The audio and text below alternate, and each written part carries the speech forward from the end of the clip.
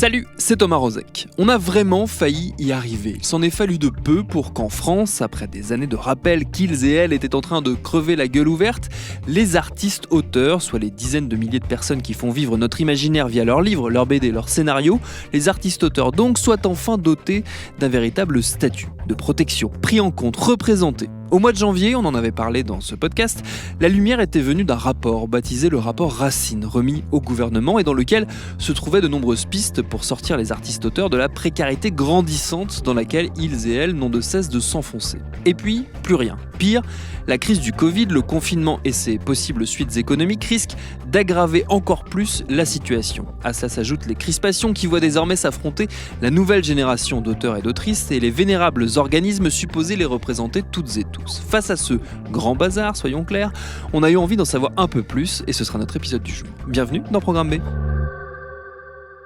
Pour en discuter, j'ai passé un coup de fil à quelqu'un qui a déjà croisé la route de ce podcast, c'est Samantha Bailly. Elle est autrice et scénariste, elle est aussi présidente de la Ligue des auteurs professionnels, qui est un des fers de lance de ces revendications que j'évoquais à l'instant. J'ai commencé par lui demander de faire un petit retour en arrière sur la situation avant la pandémie et le confinement, et sur ce fameux rapport Racine qu'on évoquait plus tôt. On pourrait faire un dans les épisodes précédents pour se resituer.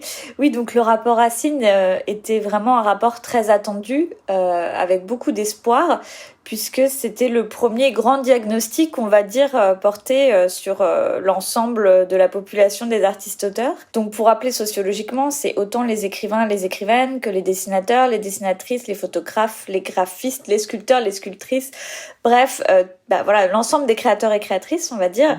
Quand ce rapport est sorti, on était tous très agréablement surpris de sa qualité, de sa densité, de son indépendance aussi dans le diagnostic qui était fait, de dire que oui, il y avait un grave problème, que les artistes-auteurs étaient dans l'angle mort des politiques culturelles, que leur rémunération se dégradait de manière très impressionnante et inquiétante, que leur régime de sécurité sociale posait 1001 dysfonctionnements et mettait même à l'index un certain nombre de scandales sociaux comme le scandale de la GESA dont maintenant on a beaucoup entendu parler, qui est que notre organisme de sécurité sociale pendant près de 50 ans n'a pas fait son travail en partie de recouvrement des cotisations, ce qui est quand même dramatique pour des auteurs et autrices qui vont arriver à la retraite et qui vont se retrouver sans rien et sans compensation de préjudice pour le moment. Et on a été, il faut pas se mentir, à la Ligue des auteurs professionnels, mais beaucoup d'autres organisations d'artistes-auteurs déçus par les annonces du ministre qui finalement reprenait quelques morceaux des préconisations du rapport qui lui était très dense et très complet. Et finalement, l'a un peu vidé de sa substance par des non-partis pris, en fait. C'est-à-dire que sur la question du rééquilibrage du rapport de force avec les éditeurs, dans notre cas, voilà, il y a eu vraiment une forme de « je botte en touche », vous devez vous entendre autour d'une table. Bah oui, mais en fait, ce qu'on est en train d'expliquer, c'est que ça fait des années qu'il y a des discussions autour d'une table et qu'on ne peut pas avancer parce que le rapport de force est déséquilibré. Donc, il y a eu une vraie déception. Et là, bam, entre guillemets, la crise du Covid est arrivée, donc a un peu tout balayé. Et je dirais que la crise a joué le rôle de révélateur parce que on s'est rendu compte que finalement, tout ce qui était dit dans les préconisations du rapport Racine s'appliquait dramatiquement dans cette situation, puisqu'on s'est rendu compte que, en fait, on ne savait pas identifier les artistes-auteurs, ce qui est quand même grave en France, donc 270 000 personnes, que les dispositifs d'aide qui ont été pris dans l'urgence n'étaient pas adaptés en fait en fonction des situations. Soit il y a eu des fonds sectoriels abondés d'argent d'État dont les critères étaient déconnectés avec nos métiers ou qui ont fait un peu un effet de saupoudrage sur une population d'artistes-auteurs très réduite alors que le but était de toucher massivement. Et pourtant, je dirais que dans les points quand même positifs qu'a essayé de mettre en place ce gouvernement, c'est qu'il s'est dit on va aussi prendre des mesures transversales, on va faire l'effort d'intégrer les artistes-auteurs à des dispositifs comme tous les Français. Mais ils se sont rendus compte que ça ne marchait pas. C'était un peu ce qu'on disait depuis le début, c'est que du fait des dysfonctionnements de décennies et de décennies, donc à leur décharge, pour le coup, c'est pas forcément leur bilan à eux, c'est vraiment le bilan de 40 ou 50 ans de dysfonctionnement. On a d'énormes problèmes administratifs. À ce jour, le Fonds de solidarité nationale, pour une partie des artistes-auteurs, n'est toujours pas accessible. Il y a un formulaire en ligne, mais on ne peut pas déposer sa demande pour certains mois. Enfin bon, bref, c'est complètement kafkaïen. Et je crois du coup que la crise a vraiment agi comme un révélateur de la justesse du rapport Racine. Ce qu'on a constaté, quels que soient les secteurs d'activité, c'est que les inégalités étaient effectivement creusées encore plus brutalement avec cette crise du Covid. Est-ce que ça appelle, selon toi, une remise à plat qui était déjà le souhait depuis longtemps, notamment de la Ligue des auteurs professionnels, une remise à plat totale du statut d'artiste-auteur? Je dirais que on a déjà des outils en fait dans ce statut. Alors pour résumer, un statut, c'est vraiment l'ensemble des règles qui régissent une profession. Donc c'est-à-dire que c'est l'ensemble des textes de loi qui vont traiter des artistes-auteurs. Aujourd'hui, on a un statut bricolé, c'est-à-dire que la base fondatrice, c'est pas qu'elle est mauvaise en soi, c'est que il n'y a jamais eu d'harmonisation et de mise en cohérence entre les textes. Donc il y aurait déjà un vrai ménage à faire qui n'est toujours pas réellement entrepris, en fait. C'est ça qui est très très inquiétant. Et l'autre chose, c'est la question du professionnel qui a été mis en place vraiment pendant la crise, qui est intéressante parce que quand on a créé la Ligue des auteurs professionnels, il y a eu beaucoup de stress. Bon, une minorité d'auteurs et d'autrices, mais c'était intéressant, qui disaient, mais moi j'ai peur de ne pas être professionnel en fait. Qu'est-ce qu'un professionnel, etc. Donc ce qu'on a essayé d'expliquer, c'est que déjà cette définition en fait, elle existait depuis longtemps. C'est ce qui conditionne notre régime de sécurité sociale, c'est-à-dire qu'en fait la seule chose qui définisse le professionnel depuis des décennies, c'est le revenu.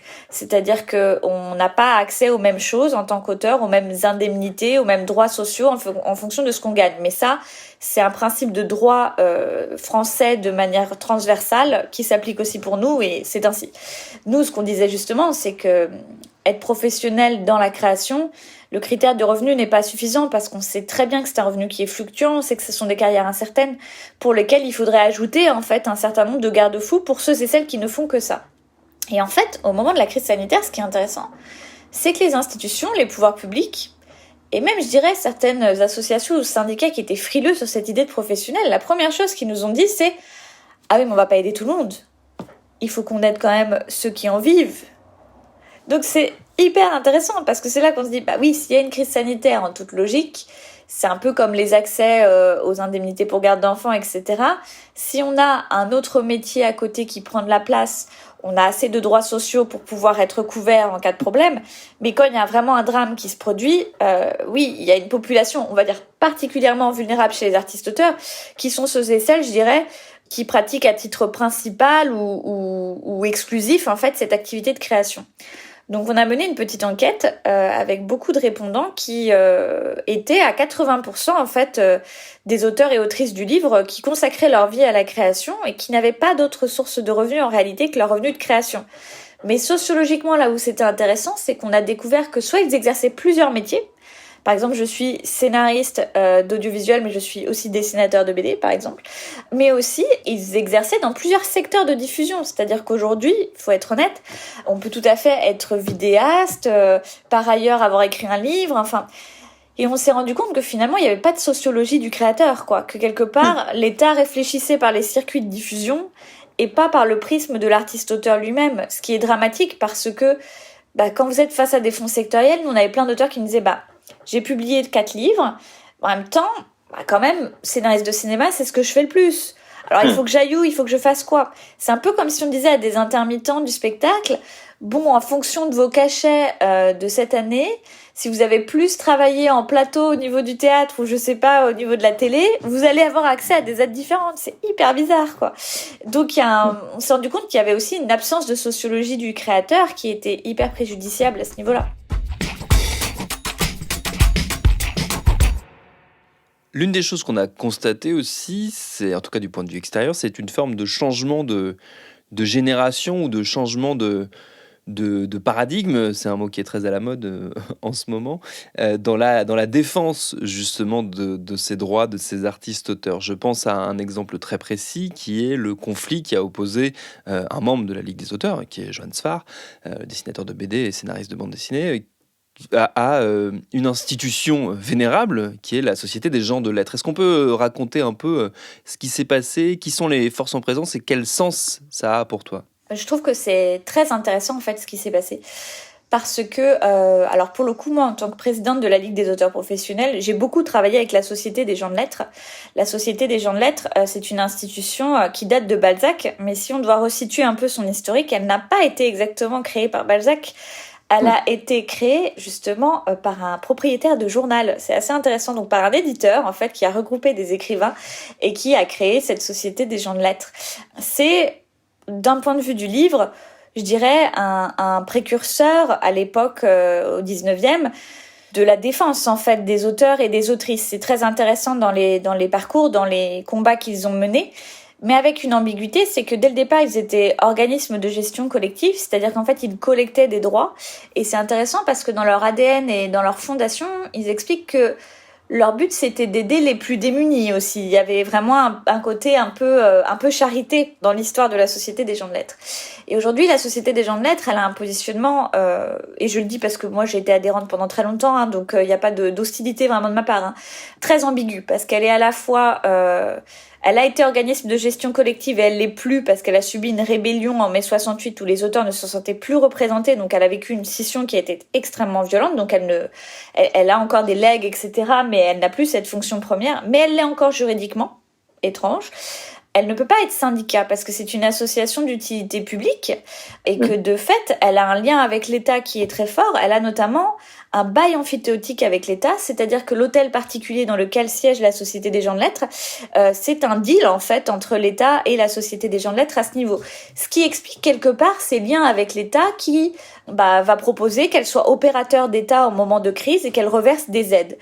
Et en même temps, elle se dit aussi syndicat, c'est-à-dire qu'elle dit voilà, moi je représente la profession, je défends. Et je crois que là on a été face à un moment où en temps de crise, la Société des gens de lettres s'est un peu révélée dans sa fonction peut-être la plus grande, c'est-à-dire moi je vais faire ce que fait l'État en fait, je vais vous distribuer des aides et ça a été vraiment sujet à polémique parce que ces aides n'étaient pas adaptées, donc ça a remis en question la capacité de la Société des gens de lettres à connaître nos métiers et à les évaluer et sans trop savoir si c'était la Société des gens de lettres qui décidait ou l'État, parce qu'à un moment donné où elle est prestataire, il y a quand même un lien contractuel qui peut-être l'empêchait aussi de faire ce qu'elle voulait, ce qui est tout à fait possible. Et donc Johanne Sfar, à un moment donné, prend la parole sur France Inter et pousse un coup de gueule en fait général. Le sentiment que j'ai, là je parle uniquement pour moi, c'est que les instances gouvernementales ont essayé d'agir et ont été stoppées net par les groupements qui sont censés nous représenter et qui nous représentent bien mal en fait. Alors en effet, ça c'est une affirmation sévère. Non, mais je peux le dire très simplement. Il y a des organismes comme la Société des gens de lettres qui sont censés représenter les auteurs et qui en fait parlent pour la filière livre dans son ensemble ou pour les éditeurs. Ils touchent parfois d'énormes sommes d'argent qui ne vont pas aux auteurs et en fait on n'est pas représenté. On nous a promis qu'on aurait droit à ceci, à cela. Les sommes ont été allouées aux organismes dont je viens de parler, c'est-à-dire des organismes qui sont censés ensuite les redistribuer aux auteurs et qui ne redistribuent rien du tout. Les organismes en question ont parfois des hôtels particuliers dans le centre de Paris. Enfin, vous voyez, donc je ne sais pas si vous trouverez aujourd'hui des auteurs qui ont de l'espoir. Et sort un communiqué de la Société des gens de lettres pour attaquer Johanne Sfar en diffamation. Donc là, c'est quand même la sidération.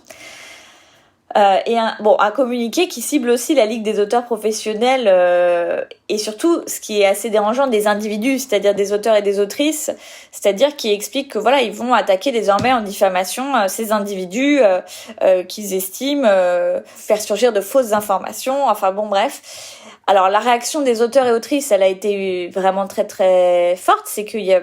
Je crois que là, les gens qu'ils apprécient ou non le travail de Johanne Sfar, c'était pas la question, c'était vraiment... Mais attendez, on est en temps de crise, comment une institution qui se dit être finalement l'institution clé de représentation des auteurs en France peut attaquer en justice un auteur en période en plus de crise sanitaire, passons, pour un propos hyperbolique, je suis complètement d'accord, mais qui est critique et qui fait part d'un ressenti global des auteurs face à l'État en fait. Enfin, c'est ça quoi. Et donc, je trouve que c'est très intéressant parce que moi, par exemple, je suis citée à titre personnel dans ce communiqué, donc je pourrais attaquer pour diffamation aussi, mais je vais être sincère. On a vraiment d'autres choses à faire en ce moment que de s'attaquer en diffamation. Enfin, je veux dire, je sais pas. On a une crise sanitaire sur les bras, on a des auteurs et des autrices à gérer où ça va super mal, quoi. Donc, on a vraiment autre chose à faire, quoi. Et en fait, parce que la Ligue des auteurs professionnels a aussi refusé le bénévolat en fait d'auteurs et d'autrices que proposait la Société des gens de lettres pour siéger dans une commission où nous devions traiter des dossiers sociaux d'auteurs, quoi. C'est là qu'on se rend compte du décalage, c'est-à-dire que comment on peut se battre à la fois pour la rémunération, mais estimer que des auteurs et autrices bénévoles n'ont pas à être rémunérés pour du temps consacré pour une mission qui devrait revenir en plus à l'État. il y a beaucoup de contradictions. On sent que l'institution ne sait plus vraiment quelle est son identité et sa place en fait dans le paysage. Et c'est très triste en fait. Enfin, moi je le dis, c'est très triste parce que c'est une institution qui par ailleurs a des qualités. Je veux dire, il y a des salariés qui en interne font de l'aide sociale. Enfin voilà. Mais on sent que politiquement il y a une vraie perte de repères profonde et une perturbation de la création de la Ligue des auteurs professionnels qui est vécue comme une remise en question d'individus engagés, alors que c'est pas ça que ça remet en question. C'est qu'en effet, aujourd'hui, nous sommes insatisfaits de notre système de défense. Nous avons perdu des batailles. Notre situation va mal. Et les auteurs et autrices ont envie de s'organiser. Et la Ligue des auteurs professionnels, aujourd'hui, quoi qu'il en soit, en 1 an et demi, c'est 2000 adhérents. C'est autant que les chiffres de la Société des gens de lettres en réalité, si on observe avec attention son rapport d'activité. Donc, bon, il y a un moment où on peut pas faire semblant que n'existe pas. Et je pense que c'est au-delà de la génération, parce que finalement, à la Ligue, il y a des auteurs et autrices qui ont la cinquantaine, la soixantaine, qui sont syndiqués depuis longtemps. Donc c'est même pas les jeunes, entre guillemets, ce clivage de génération, oui, peut-être dans certains modes de revendication, mais au fond, je crois que c'est vraiment la question du syndicat, c'est-à-dire on peut conseiller, on peut aider, d'accord, c'est une fonction, mais la défense, c'en est une autre, la défense de la profession. Et nous, ce qu'on est en train de demander, c'est de véritables syndicats puissants qui protègent nos conditions de travail et nos conditions sociales. Ça va être quoi les grandes échéances et les grands points cruciaux dans les prochains mois pour les auteurs et autrices français ? Ça va être très intéressant parce que pour le moment, nous savons qu'il y a un décret, il y a un projet de décret que nous avons pu examiner avant la crise sanitaire qui va à l'inverse du rapport Racine, je dirais, qui a des points quand même d'élargissement de notre régime qui sont plutôt intéressants. Mais sur la question de notre sécurité sociale, de la gouvernance, de tout un tas de sujets, c'est assez dramatique en fait. C'est vraiment... on laisse la GSA, d'ailleurs on agrée la GSA et on supprime la Maison des artistes qui, elle, avait quand même fait son travail dans les 2 associations qui étaient agréées dans notre régime de sécurité sociale. On revient sur les nominations ministérielles plutôt que de donner des vraies élections professionnelles aux artistes-auteurs comme le voudrait la démocratie sociale de base dans un pays comme la France. Donc aujourd'hui, ce décret nous pose des vrais problèmes. On essaye d'expliquer pourquoi. Ce serait, je pense, vraiment dramatique qu'il passe en l'état parce que ça voudrait dire que tout serait gelé. On serait reparti pour des années et des années de gel, en fait. En gros, moi, ce que je ressens très très fort, c'est qu'on a une vague d'auteurs et d'autrices qui sont en demande de changements structuraux, enfin vraiment des changements assez profonds, qui sont pas non plus des révolutions en réalité. C'est-à-dire qu'on est juste en train d'appliquer le droit commun, le droit français à une zone qui manifestement est un peu sortie des rails, on va pas se mentir. Et on sent une résistance, et ce qui est intéressant, c'est que cette résistance, elle est du point de vue d'un lobbying, évidemment, des diffuseurs d'œuvres qui n'ont pas intérêt à ce que les auteurs et autrices soient mieux défendus, puisque eux, leur marge aussi financière se fait là-dessus, mais aussi de certaines institutions plus anciennes qui, on le sent, vivent une forme de stress et de remise en cause de cette demande de changement. Mais je pense que la clé, ça va être que les auteurs et autrices prennent eux-mêmes en fait la voix et disent qu'ils veulent ce changement et qu'il y a un moment où il va pas y avoir 36 000 solutions. C'est soit il va y avoir des personnalités politiques qui vont prendre ça à bras-le-corps et se dire oui, là il y a vraiment un problème, maintenant il faut arrêter. Soit ça veut dire qu'il faudra que ce soit judiciaire, c'est-à-dire est-ce qu'il y a un moment donné où il va pas falloir que dans le rôle des syndicats, oui, il y a des auteurs et des autrices qui attaquent en justice quand il y a eu réellement des cas en fait d'infraction à la loi, puisque finalement tout le monde a très peur de le faire, mais si on n'a plus rien à perdre, peut-être que les auteurs et autrices vont finir par faire ça. Il y a peut-être pas d'autre solution. Moi, je crois quand même au dialogue social. Je suis quand même quelqu'un de compromis et de dialogue social, et je pense qu'il y a d'autres solutions. Mais on est dans une période très tendue où en plus on va ressentir les effets de la crise à long terme.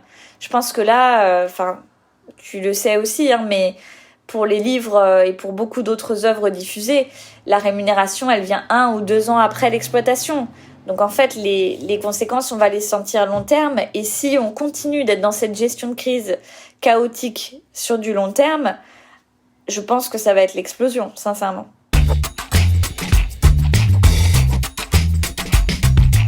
sais pas pour vous, mais elle s'annonce quand même assez bien cette rentrée littéraire. Bon, mais à part les bouquins horribles de tous les essayistes en bois sur le confinement et la pandémie qu'on va se cogner, il peut y avoir potentiellement un peu d'action et donc des choses à raconter. On y reviendra sans doute. Merci à Samantha Bailly pour ses réponses. Programme B, c'est un podcast de Binge Audio préparé par Lauren Bess, réalisé par Mathieu Thévenon. Abonnez-vous sur votre appli de podcast préféré pour ne manquer aucun de nos épisodes. Facebook, Twitter, Instagram si vous voulez nous parler. N'oubliez pas de bien vous laver les mains, de respecter les gestes barrières et d'acheter vos livres de préférence chez un libraire. Et à lundi pour un nouvel épisode.